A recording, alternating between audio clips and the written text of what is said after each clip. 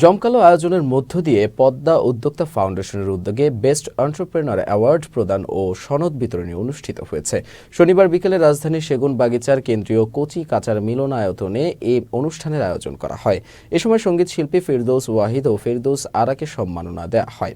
এছাড়াও ক্যান্সার গবেষক অধ্যাপক doctor S M. Sarwar, tourist police Dhaka রিজিয়নের পুলিশ সুপার মোহাম্মদ নাইমুল হক, অভিনেত্রী রুনা খান ও তানহা তাসনিয়া সহ অনেক উদ্যোক্তাকে সম্মাননা প্রদান করা হয়।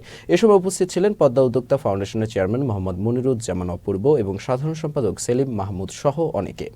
আমি চাই যে আমাদের দেশের প্রতিটা নারী নিজেরা এস্টাবলিশড হোক এবং আত্মনির্ভর হোক, কখনো কোনো কারণে যেন তাদের কোনো পুরুষের উপরে ডিপেন্ডেন্ট হওয়া না লাগে।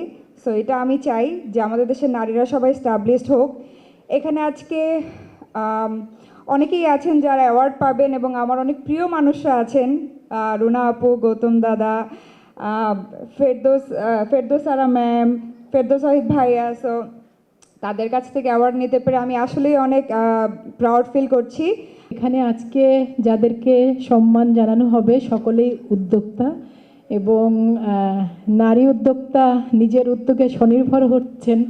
এর চাইতে সুন্দর বিষয় বোধহয় খুব বেশি হয় না।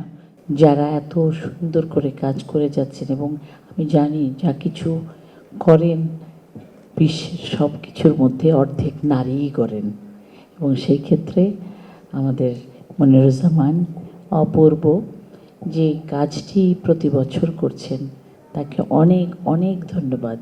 আগামীতে উন্নতির অনেক সময় পড়ে আছে, সাংস্কৃতিক দিকটিও উন্নতি করার দরকার এখনও আছে, চলছে। আমাদের সহযোগিতা দোয়া যতটা থাকবে ততই এদেশের সঙ্গীত আকাশ এবং সাংস্কৃতিক অঙ্গনে যা যা আছে সবই, খেলাধুলা বলেন, ক্রিকেট বলেন,